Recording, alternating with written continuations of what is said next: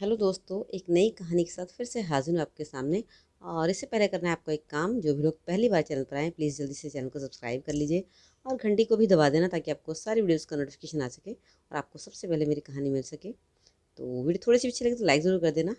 और चलिए फिर आज की कहानी को जल्दी से शुरू कर लेते हैं। मैं एक अनाथ लड़की से शादी करके ले आया। उसकी 15 साल की बहन भी थी। पत्नी के साथ उसकी बहन विदा होकर आई थी। रात को भी हमारे कमरे में ही सोती थी। पत्नी की बहन बहुत अजीब सी थी, जो हर वक्त रोती रहती और अपनी बहन के साथ हमेशा रहती थी। मुझे बहुत गुस्सा आता था। मैंने तो बस सोच ही लिया था कि उससे तो जान छुड़वा कर ही रहूँगा। एक दिन मैंने अपनी पत्नी और उसे अलग अलग कमरे में बंद कर दिया, और जब मैं वहाँ पहुँचा तो दंग रह गया। मैं शादी की रात अपने कमरे में आया तो बहुत खुश था। मैंने मुंह दिखाई का गिफ्ट खरीदा था। मैं उसको एक प्यार भरा गिफ्ट देना चाहता था। मैं उसके लिए गजरा भी लेकर आया था कि लड़कियां इस तरह का गिफ्ट पसंद करती हैं। कमरे में जाकर देखा तो मेरी पत्नी की बहन ज़ोर ज़ोर से रो रही थी। उसका रोना कोई आम नहीं था, बल्कि वह किसी और ही तरीके से रो रही थी। उसे देखकर मेरी पत्नी सीमा परेशान हो गई थी। उसने अपनी बहन को डपट कर खामोश करवाया था। मैं आगे बढ़ा और बोला, सीमा, क्या हुआ इस बच्चे को? इसकी तबीयत तो ठीक है ना? मेरी पत्नी बोली, जी ठीक है। मैं बस यह सोचकर परेशान हो गई कि मैं अपनी नई ज़िंदगी शुरू करने जा रही हूँ, तो इसका क्या होगा? मेरा दिल दुख गया था। मैंने आगे बढ़कर अपनी पत्नी की बहन रीना के सर पर हाथ फेरा और बोला कि तुम परेशान मत हो। अगर तुम सीमा की बहन हो तो मेरी भी तो तुम बहन हुई। तुम इसी घर में हमारे साथ रहोगी। मैंने अपनी पत्नी सीमा से कहा, क्या तुमने यह बात इसे नहीं बताई? वह बोली कि मैं इसको बता चुकी हूँ, इसको अभी समझ नहीं आ रही है। वक्त गुजरेगा तो समझ जाएगी। तभी मेरी पत्नी ने घबराते हुए कहा, क्या मैं तुमसे एक बात कर सकती हूँ? तो मैंने कहा, पूछने की क्या ज़रूरत है, बताओ। उसने कहा कि मैं चाहती हूँ कि मेरी बहन मेरे साथ ही सोए।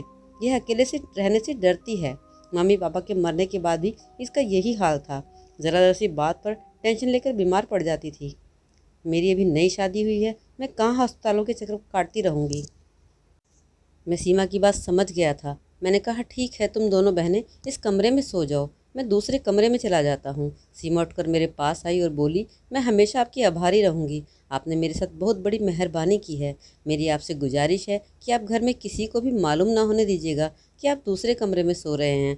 आप फिक्र मत करो, जल्दी ही रीमा ठीक हो जाएगी और मेरे साथ सोने की जिद छोड़ देगी। मैंने मुस्कुरा कर बोला, सीमा, तुम्हें टेंशन लेने की ज़रूरत नहीं है। मैं तुम्हारी टेंशन समझता हूँ। वैसे भी कल तक मेहमान वापस लौट जाएंगे, फिर हम तीनों ही तो इस घर में रह जाएंगे। इतना कहकर मैं डरी सहमी सी रीमा पर नज़र डालकर बाहर निकल गया था। अपनी पत्नी सीमा को तो समझा दिया, मगर खुद को तसल्ली कैसे देता? मेरे दिमाग में बार बार यही सवाल आ रहा था कि रीमा ही हमेशा मेरी खुशी के बीच में रहेगी। मैंने हाँ करके अपना ही नुकसान तो नहीं कर डाला, मगर मैंने बड़ी कोशिशों से अपने दिमाग से सारी बातें हटा दी थी। मैं जानता था कि बच्चे ऐसे ही होते हैं। वह गवारा नहीं करते कि उनके करीबी इंसान किसी और के साथ भी बात करें। इसलिए मैं रीमा का भरपूर ख्याल रखने लगा था। वह बड़ी मासूम सी, डरी सहमी सी लड़की थी। इस तरह के बच्चों पर तो वैसे भी मुझे बड़ा तरस आता है। यही सोचकर परेशान हो जाता था कि ना जाने इसकी ज़िंदगी में क्या कुछ ऐसा है जो वह ऐसी हो गई है। रीमा सीमा से भी खूबसूरत थी। हमारी शादी को पूरा एक हफ्ता हो गया था, मगर रीमा अभी भी सीमा के साथ ही सोती थी, जबकि मैं दूसरे कमरे में पड़ा रहता था। एक दिन रीमा के लिए स्कूल बैग लेकर आया था, किताबें तो नहीं, क्योंकि मुझे नहीं पता था कि वह किस क्लास में पढ़ती है। मैं घर पहुंचा तो मेरी पत्नी घर के कामकाज कर रही थी, लेकिन उसकी बहन रीमा चारपाई पर बैठकर अपनी बहन को देख रही थी। मैं अपने चेहरे पर मुस्कुराहट सजा के पास पड़ी कुर्सी पर जाकर बैठ गया। सीमा की नज़र मुझ पर पड़ी तो वह भागकर मेरे पास आकर खड़ी हो गई। उसका चेहरा लाल हो गया था। मैंने उसे इग्नोर किया और रीमा से बोला, देखो, मैं तुम्हारे लिए गिफ्ट लेकर आया हूँ। रीमा मुझे देखकर रोने लगी और भागकर अपनी बहन के पीछे छुप गई। मैं हैरान रह गया, आखिर वो ऐसा क्यों करती है जो हमेशा खुद को ये छुपा कर रखती है। मगर मैं नहीं जानता था कि जब मेरी इन सब बातों का जवाब मिलेगा तो मुझे खुद कितना बड़ा धक्का लगेगा। मैं उठकर खड़ा हो गया और बोला, रीमा बेटी, इधर आओ, मेरी बात सुनो, मैं तुम्हारे लिए बैग लाया हूँ। मेरी आवाज़ सुनकर वह फिर से रोने लग गई। उसे बड़ी हैरानी वाली नज़रों से देख रहा था। इतने में मेरी पत्नी बहुत गुस्से से बोली, राजेश, आपकी बड़ी बहनवानी होगी अगर आप मेरी बहन से दूर रहें। आप मेरे पति हैं, मगर रीमा के लिए तो गैर है ना, इसलिए आप इससे बात ना किया करें। अपनी पत्नी सीमा की इस तरह की बात सुनकर मुझे बड़ी हैरानी हुई। आखिर उसने मुझे ये सब क्यों बोला, जबकि मैं तो उसकी बहन को अपनी बहन की तरह मान रहा था, छोटी बच्ची मानता था। मगर सीमा के रवैये ने मुझे बड़ा परेशान किया। मैं भी गुस्से में आ गया। मैं बोला, अगर तुम्हें रीमा का इतना ही ख्याल है तो अपनी बहन को अपने साथ इस घर में क्यों लाई हो? इतना कहकर मैं दरवाज़ा बंद करके घर से बाहर चला गया था। थोड़ी देर बाद मुझे महसूस हुआ कि शायद मैंने कुछ गलत कर दिया है। मैं कुछ देर तक बाहर ही घूमता रहा। रह रहकर मुझे अपने व्यवहार पर शर्मिंदगी हो रही थी। रीमा मेरे घर जबरदस्ती तो नहीं आई थी ना, जो मैं उसको ताने देने लगा था। वह तो मेरे कहने पर मेरे घर आई थी। घर में हम बस 3 ही तो लोग थे। इससे पहले मेरा घर सूना सूना रहता था। मेरी माँ की मौत 2 साल पहले हो गई थी। उनके गुजर जाने के बाद ज़िंदगी मुझे अच्छी नहीं लगती थी। घर की सारी जिम्मेदारी मुझ पर थी। मैं कुंवारा था और घर में अकेला रहता था, इसलिए कोई काम वाली भी मेरे काम करने के लिए हिम्मत नहीं रखती थी।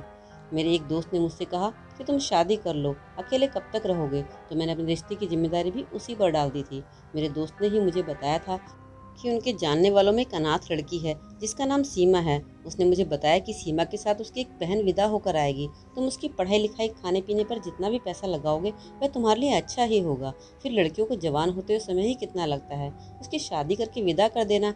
मैंने एक खुले दिल के साथ हामी भर ली थी, क्योंकि मेरे पास पैसों की कोई कमी नहीं थी। अच्छा खासा कमाता था। भगवान ने मुझे इतना दिया था कि आसानी से उसका खर्चा उठा सकता था।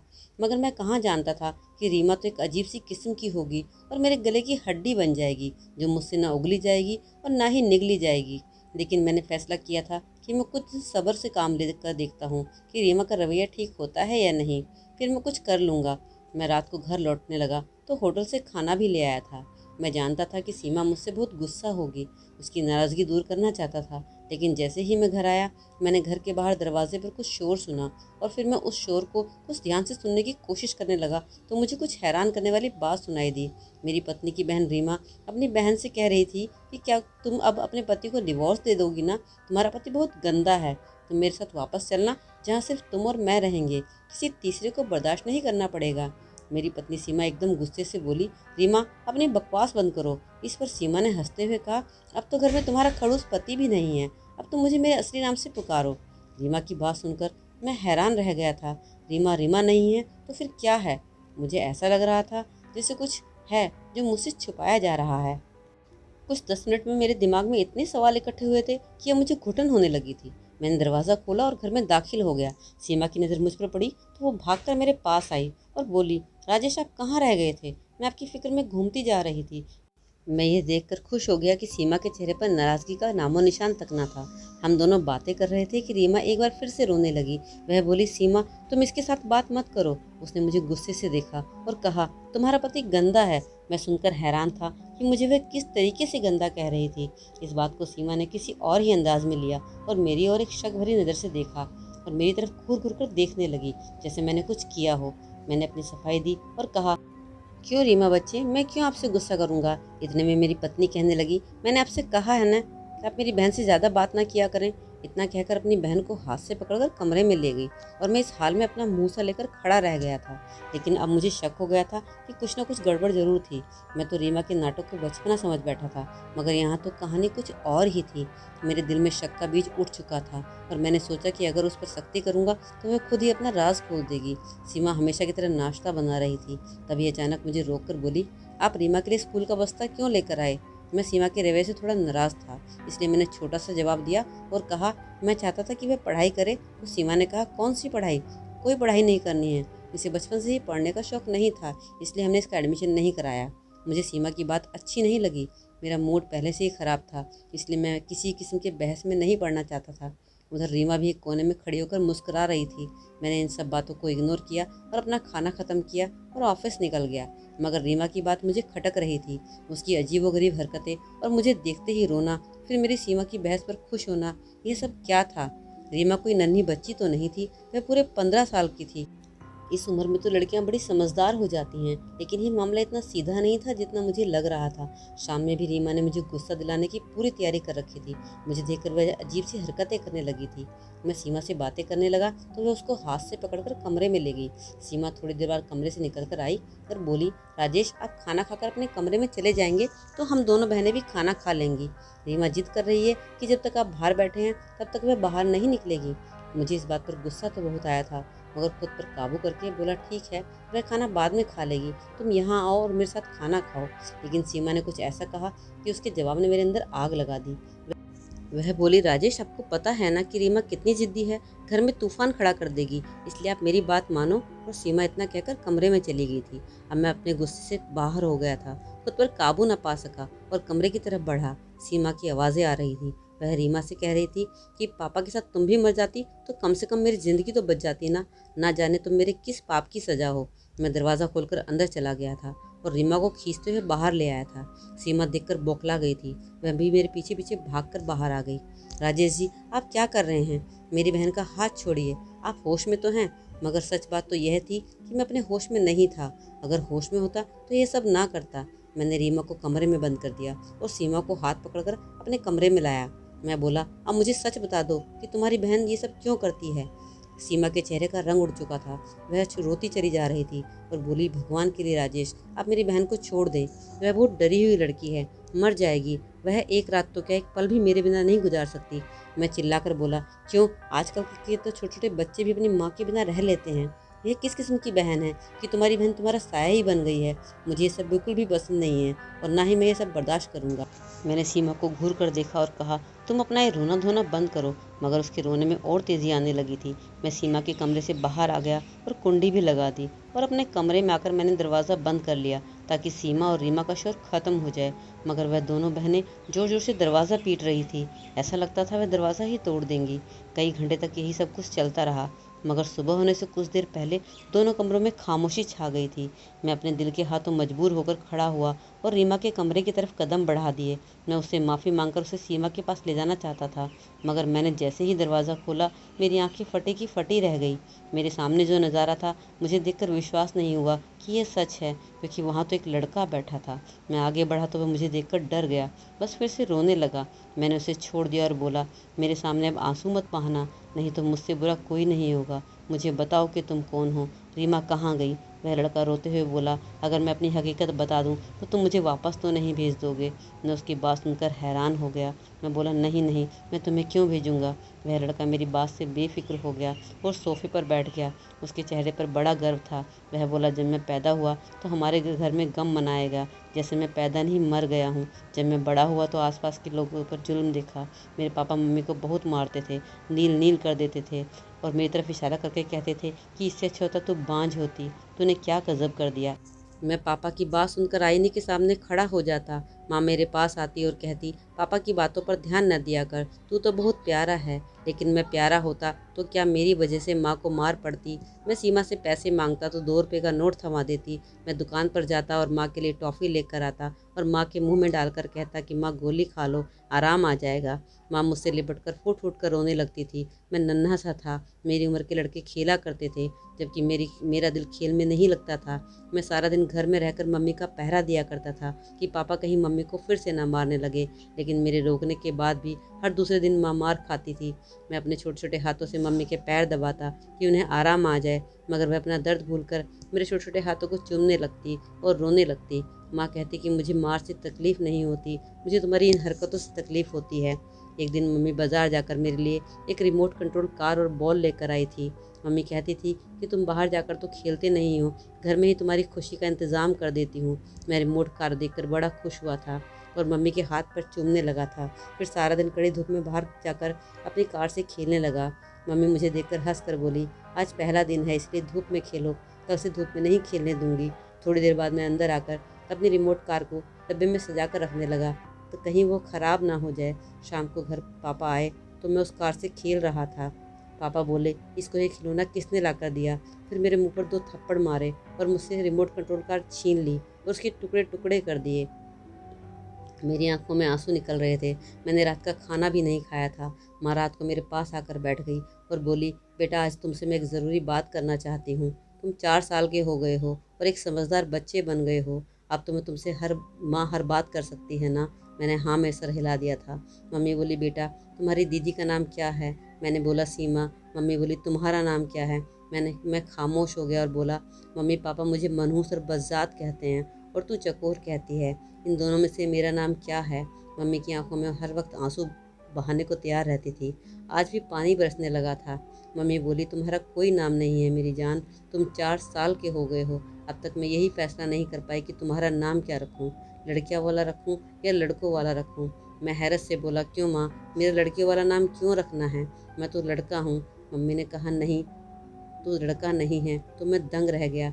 मम्मी बोली, तू ना लड़का है ना लड़की है, तू एक किन्नर है, तू तीसरी किस्म का है। मैं 4 साल का बच्चा इन बातों को समझ नहीं पाया था। मम्मी बोली, मगर मैं तेरी ज़िंदगी ख़राब नहीं होने दूंगी। तू हमेशा ज़्यादातर घर में ही रहना। तू बाहर निकलेगा तो लोग तरह तरह की बातें बनाएंगे। मैं तुम्हारा नाम रीमा रख देती हूँ। तुम हर वक्त सिर पर दुपट्टा रख कर रहना और घर की 4 दीवारी में रहना, तो लोगों के ताने से बचे रहोगे। मैं मम्मी से नाराज़ हो गया था। बोला, मुझे नहीं लेना दुपट्टा, मैं लड़का हूँ। मम्मी बोली, मेरे पास टाइम नहीं है मेरे बेटे, नहीं तो मैं तेरे पास हमेशा साया बनकर रहती और तुझे दुनिया की मुसीबतों से बचाती, तेरे हिस्से का दर्द खुद सह लेती। लेकिन अब मुझे कहीं जाना है। मैं रोते हुए मम्मी से लिपट गया और ज़िद करने लगा कि मुझे भी अपने साथ लेकर जाना। हम दोनों रोते रहे। फिर मैं सो गया। मम्मी मुझे सीमा के पास लेटाकर चली गई। सुबह मेरी आंख सीमा की रोने की आवाज़ों से खुली। वो ज़ोर ज़ोर से रो रही थी। मैं कमरे से भागकर बाहर आया तो मम्मी सोई हुई थी। सीमा मुझसे लिपट कर रोने लगी और बोली, मम्मी चली गई। मैंने सीमा के मुंह पर थप्पड़ मारा और बोला, मम्मी सो रही है, उठ जाएगी। फिर सीमा मुझे कमरे में ले गई और मेरे सर पर दुपट्टा डालकर बोली, आज से तू रीमा है, मम्मी की बात याद है ना? मैंने हाँ में सर हिला दिया। मैं 2 रुपये का नोट लेकर दुकान पर गया और मम्मी के लिए टॉफ़ी ले आया और उस टॉफ़ी को जेब में रखकर घूमता रहा, मगर मम्मी नहीं उठी थी। सारे गांव की औरतें भी आ गई थी। फिर मम्मी को चारपाई पर लिटाकर ले गए। मैं पीछे पीछे भागा और बोला, मेरी मम्मी को कहाँ लेकर जा रहे हो? छोड़ दो, मैं उनके लिए टॉफ़ी लेकर आया हूँ। छोटा था ना, इसलिए मेरी बात किसी ने नहीं सुनी। मैं आदमियों की टांगें पकड़कर बोलता रहा कि मेरी माँ को नीचे उतार दो, सुबह से कुछ नहीं खाया है, उन्हें भूख लगी होगी। मेरे पास माँ के लिए गोली है, वह खाएगी तो उठ जाएगी। टॉफ़ी मेरी जेब में ही रह गई, मगर माँ नहीं लौटी। मैं रोता रहा, तड़पता रहा, मगर किसी ने मेरी नहीं सुनी। एक दिन पापा भी चले गए। हम मामी के घर आ गए। मामी भी पापा के जैसे जालिम थी और मुझे हर वक्त मारती रहती थी। अक्सर कहा करती थी, मैं तुझे भेज दूंगी, तुझे गुरु ले जाएगा। तभी सीमा मेरा सहारा बनती थी। मामी का बेटा मेरा मजाक उड़ाया करता था। वह मुझसे कहता था कि तुम किन्नर हो, नाच कर दिखाओ, और फिर वह मामी और बड़ा हंसते थे। मैं डर जाता था। तभी एक दिन आपका रिश्ता आया और फिर सीमा की शादी आपके साथ हो गई। आपकी तरफ देखकर मुझे डर लगता था, कहीं आप भी मुझे गुरु के पास ना बेच दो। सीमा कहती थी कि आप अच्छे हैं, आप ऐसा नहीं करेंगे, मगर डर मेरे दिल में अंदर बैठ गया था। अब आपको सब कुछ मालूम हो गया है। आप बताएं, आप मुझे अकेले कमरे में बंद तो नहीं करेंगे ना? मेरा चेहरा आंसू से भीगा हुआ था। मैं जल्दी से उठकर भागा और सीमा के कमरे का दरवाज़ा खोल दिया। उसके कदमों में बैठकर माफ़ी मांगने लगा। वह रो रही थी, मगर सीमा बोली, किस बात की माफ़ी? आपने तो हम बेसहारों को सहारा दिया है।